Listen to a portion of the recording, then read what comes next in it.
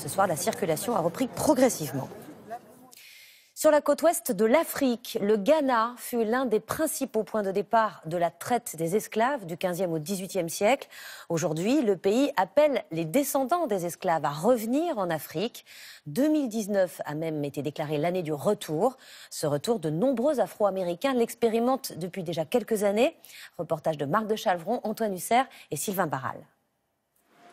Il leur a fallu quitter l'Amérique et rejoindre l'Afrique pour trouver la paix intérieure. Il y a des hauts et des bas, bien sûr, mais j'aime être près de la mer, j'aime cette paix. Cyclé Williams, professeur de yoga, a certes perdu un certain confort matériel en quittant sa ville de Chicago. Mais comme d'autres Afro-Américains, si elle est partie, c'est qu'elle ne se sentait plus chez elle, aux États-Unis.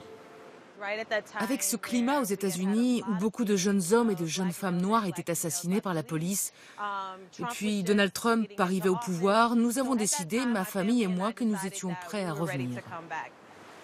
Revenir en Afrique et plus précisément au Ghana, un des principaux points de départ des esclaves dans le cadre du commerce triangulaire. De ce fort de Cape Coast, construit au XVe siècle par les Portugais, des dizaines de milliers d'Africains sont partis vers les Amériques.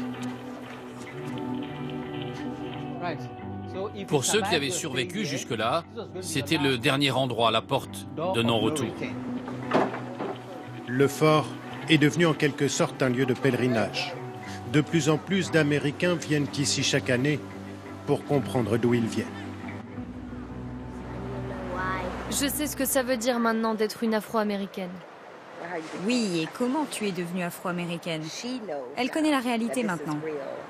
Le Ghana, petit pays d'Afrique de l'Ouest, a baptisé 2019 l'année du retour, bien décidé à attirer le maximum d'Afro-Américains. À l'image de Candace et Stephen Williams, qui ont quitté Baltimore il y a 2 ans. Ils ont tout changé, jusqu'à leur prénom. Bienvenue à la maison. C'est quoi votre nom local? Moi, c'est Kojo. Moi, c'est Kofi. Kofi Odoy est l'organisateur de ce marché d'artisanat. Il est ghanéen et ravi de voir arriver des ressortissants américains.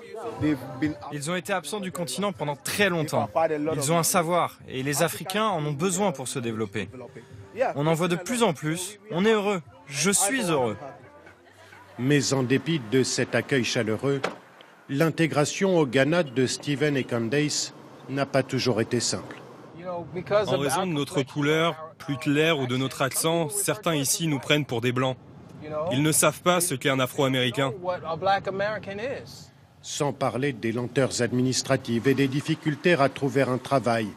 Et pourtant, cet ancien éducateur regarde le passé sans nostalgie. Regardez, j'avais les cheveux plus courts à l'époque. Ils ont laissé leurs enfants déjà adultes et leurs petits-enfants aux États-Unis. Mais l'important pour eux est ailleurs. Et il n'y a pas de meilleur endroit où être pour moi que la terre de mes origines. Pourquoi? Parce que je suis une femme africaine. Candace et Stephen ont même fait un test ADN pour confirmer leurs origines africaines. Ça, c'est le tien. Ils ont maintenant le projet de monter une association pour aider les Afro-Américains à s'installer définitivement au Ghana. À 150 km de là, Nathania Cohen fait figure de précurseur. Il a quitté New York il y a plus de 20 ans. Cet endroit, on a commencé à le construire en 1995, dans ces eaux-là. Il n'y a rien d'autre que des cocotiers et des herbes hautes. Il a ouvert cet hôtel-restaurant près du fort de Cape Coast. Il a vu des générations d'Afro-Américains s'installer ici et constate que les appréhensions sont en train de disparaître. Les Afro-Américains connaissent maintenant la réalité. Ils savent que l'Afrique n'est pas une terre remplie de jungle où les gens vivent dans les arbres. Les gens voient qu'il y a un vrai développement ici. Il y a des opportunités en Afrique. Entre la quête d'opportunités nouvelles et la recherche de leurs origines, de 3 à 5 000 Afro-Américains se sont déjà installés au Ghana depuis la fin des années 2000. Un phénomène qui s'est accéléré ces 3 dernières années.